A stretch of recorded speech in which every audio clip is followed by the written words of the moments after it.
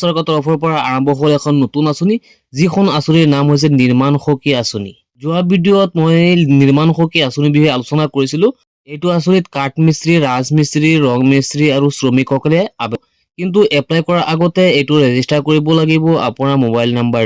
Mobile নাম্বাৰটো আপুনি কেনেকৈ ৰেজিষ্টাৰ কৰিব ইয়াৰ সম্পূৰ্ণ প্ৰচেছ দেখুৱাম আমি এইটো ভিডিঅ'ত। গতিকে আপোনালোকে ভিডিঅ'টো অলপ স্কিপ নকৰিব। আৰু যদি আপোনালোকে ভিডিঅ'টো স্কিপ কৰে তেনেহ'লে আপোনালোকৰ বুজাত অলপ খেলিমেলি হ'ব পাৰে, যাৰ বাবে আপোনালোকে আপোনাৰ নম্বৰটো ৰেজিষ্টাৰ কৰিব নোৱাৰিব। Registration eligibility criteria. ইয়াত এক নম্বৰত উল্লেখ আছে যোনজনে এপ্লাই কৰিব তেওঁৰ বয়স 18 বছৰৰ পৰা 55 বছৰ হ'ব লাগিব।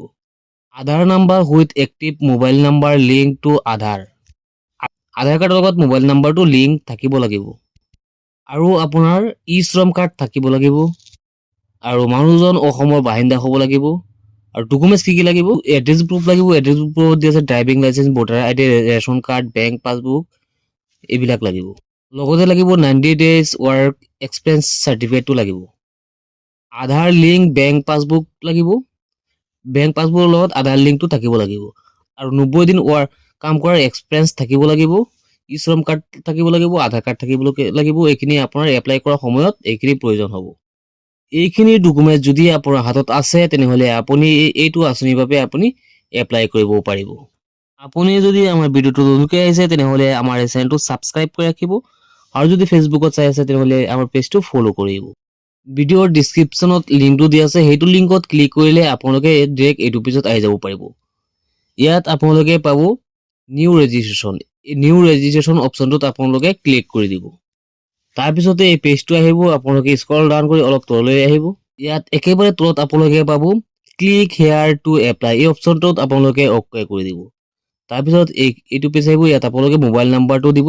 আৰু এটা অপশ্যন আহিব নিউ ৰেজিষ্ট্ৰেশ্যন, ইয়াত আপোনালোকে ক্লিক কৰি দিব।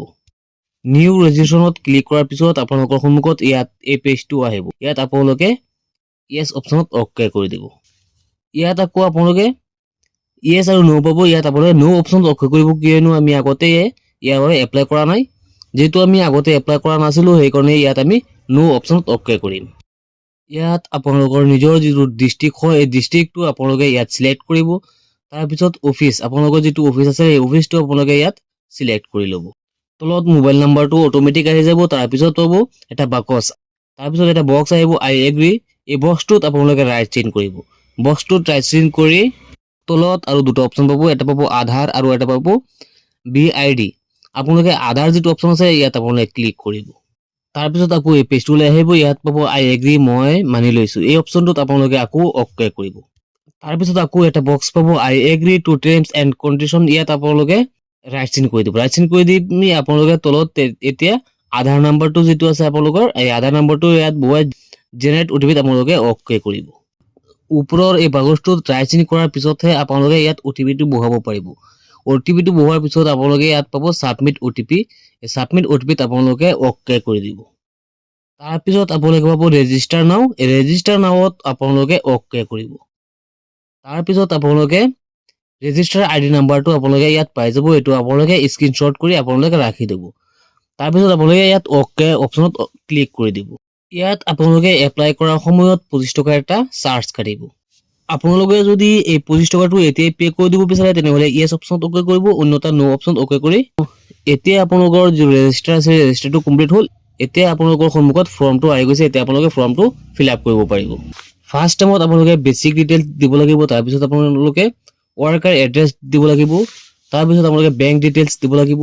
ফেমিলি ডিটেইলছটো আপোনালোকে দিব লাগিব। আৰু যিমানখিনি চাৰ্টিফিকেট আছে সেই চাৰ্টিফিকেটখিনি ইয়াত দিব লাগিব। স্কিম ডিটেইলছটো আপোনালোকে দিব লাগিব।